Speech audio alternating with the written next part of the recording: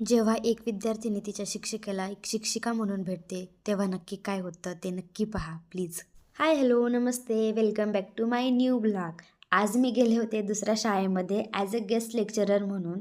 तर सर्वात प्रथम तर मी मॅडमचे आभार मानते की त्यांनी मला ॲज अ लेक्चरर म्हणून त्या ठिकाणी इन्व्हाइट केलं आणि 125 मुलांसमोर मला लेक्चर देण्याची जी संधी उपलब्ध करून दिली त्याच्यासाठी मॅडमचे मनापासून आभार व्यक्त करते.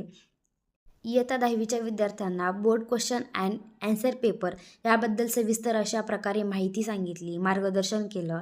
जो आपले ॲन्सर पेपर आहे त्याच्यावरची जी माहिती आहे ती व्यवस्थित प्रकारे कशाप्रकारे फिलअप करायची त्याबद्दलही त्यांना छान अशा सूचना दिल्या. आणि आपला जो ॲन्सर पेपर आहे त्याच्यामध्ये आपलं जी बॉर्डर लाईन आहे किंवा त्याच्यामधला आपला जो पेपर लिहिण्याचा जो फॉर्मॅट आहे तो कसा असायला पाहिजे, त्याच्यामधलं आपलं जे मार्क्सचं ॲव्हरेज आहे ते कसं पुढं जाईल याबद्दल त्यांना मार्गदर्शन केलं.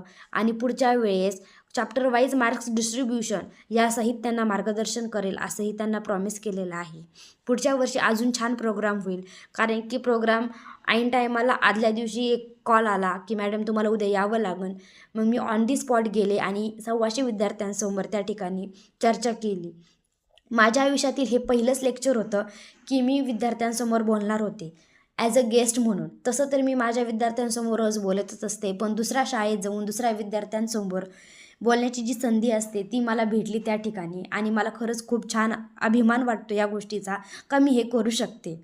हे जेव्हा आपल्याला समजतं किंवा आपण त्या गोष्टी फील करतो ना, ती गोष्ट खरंच खूप महत्त्वाची असते. वयाच्या खूप कमी अनुभवातून मी ही गोष्ट शिकलेली आहे.